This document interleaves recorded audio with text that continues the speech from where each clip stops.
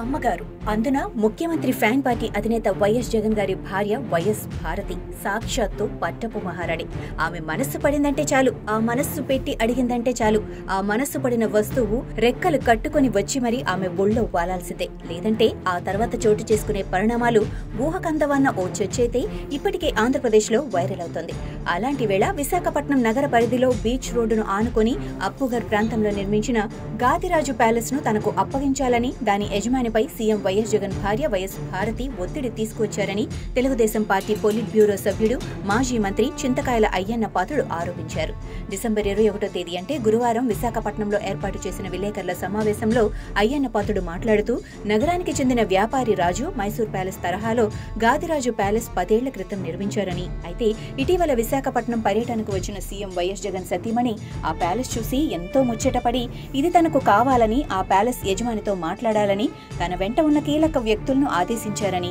వెంటనే రంగంలోకి దిగిన వైఎస్ భారతి మనుషులు ప్యాలెస్ విక్రయించాలంటూ పట్టుబట్టారని, కానీ విక్రయానికి సదరు ప్యాలెస్ యజమాని ససేమిరా అనేసరికి వారం తిరగకుండానే ఈ ప్యాలెస్ ప్రభుత్వ భూమిలో ఉందంటూ ఆయనకు 20A కింద జిల్లా కలెక్టర్ నోటీసులు జారీ చేయించారని, సదరు నోటీసులపై ఆందోళన చెందిన భూ యజమాని కలెక్టర్ను కలిసి నోటీసులపై ఆరా తీసి 10 ఏళ్ల క్రితం నిర్మించిన భవనానికి ఇప్పుడు నోటీసులు ఇవ్వడమేంటని ప్రశ్నించగా 22A పరిధిలో ఉన్నందున నోటీసులు జారీ చేశామంటూ గాదిరాజు ప్యాలెస్ యజమానికి జిల్లా కలెక్టర్ వివరించడంతో పాటు పెద్దవాళ్లతో మాట్లాడుకోవాలని సదరు ప్యాలెస్ యజమానికి సలహా ఇచ్చారని, బాధితులకు అండగా ఉండాల్సిన జిల్లా కలెక్టర్ మధ్యవర్తిగా ఉండటమేంటని అయ్యన్న పాత్రుడు ఈ సందర్భంగా ప్రశ్నించారు.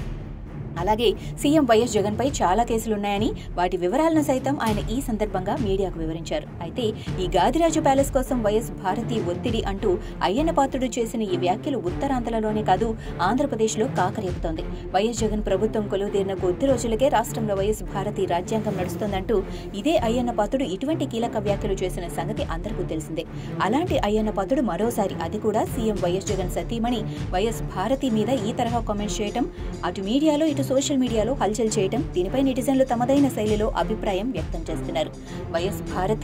భారతీ సిమెంట్ లాగా అల్ట్రా ఫాస్ట్ అని మనసు పడ్డారంటే దాని అంతు చూసే వరకు ఆమె నిద్రపోరని వారు పేర్కొంటున్నారు. ఇప్పటికే బెంగళూరులో ఓ ప్యాలెస్, పులివెందుల్లో ఓ ప్యాలెస్, లోటస్ పాండ్లో ఓ ప్యాలెస్, తాడేపల్లిలో ఓ ప్యాలెస్, విశాఖపట్నంలో ఓ ప్యాలెస్ ఉన్నా మీకు ఈ గాదిరాజు ప్యాలెస్ కూడా కావాలా అని వారు ప్రశ్నిస్తున్నారు. ఇప్పటికే ఉత్తరాంధ్రలో భూ కుంభకోణాలకు కేర్ ఆఫ్ అడ్రస్ గా మారిందన్న సంగతి అందరికీ తెలిసిందేనని, ఇక గతంలో ఉత్తరాంధ్ర ఇన్ఛార్జిగా ఉన్న విజయసాయిరెడ్డిని ఆ పదవి నుంచి తప్పించి వైవి సుబ్బారెడ్డికి కట్టబెట్టారంటే ఈ భూ కుంభకోణాల కారణమని వారు వివరిస్తున్నారు. ఇక మీ పార్టీ నాయకుడు Visakhapatnam MP MVV Satyanarayana family kidnap కావటం, కిడ్నాపర్ల చేతిలో ఆయన ఫ్యామిలీ దాడికి గురి కావటం, ఆ తర్వాత ఆ రాష్ట్రంలో వ్యాపారం చేయలేనంటూ పక్క రాష్ట్రం తెలంగాణ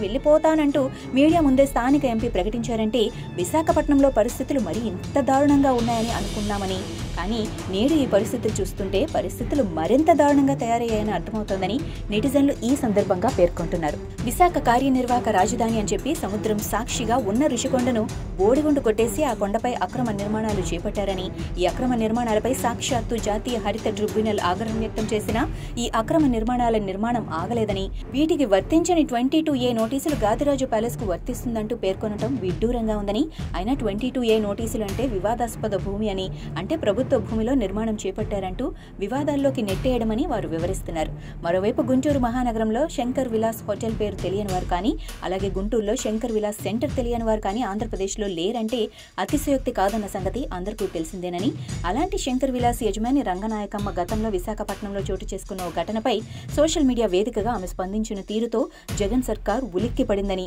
దీంతో ఆమెను ఎన్ని విధాలుగా అగచాట్లకు గురి చేశారని, ఆ క్రమంలో ఆమె జీవనాధారం కోల్పోయేలా చేయడంతో రంగనాయకమ్మ ఆంధ్రప్రదేశ్ విడిచి తెలంగాణ వెళ్లిపోయారని, డిసెంబర్ 21వ తేదీ అంటే గురువారం సెమీ క్రిస్మస్ వేడుకల్లో భాగంగా ఈ రంగనాయకమ్మ ఉదంతాన్ని టీడీపీ జాతీయ అధ్యక్షుడు నారా చంద్రబాబు నాయుడు కళ్లకు కట్టినట్లు వివరించారని నెటిజన్లు ఈ సందర్భంగా గుర్తు చేస్తున్నారు. జగన్ ప్రభుత్వం అధికారంలోకి వచ్చిన ఈ 4.5 ఏళ్లలో చోటు చేసుకున్న ఇటువంటి భూ బాగోతాలు అన్నీ ఇన్ని కావని నెటిజన్లు ఈ సందర్భంగా సోదాహరణగా వివరిస్తున్నారు.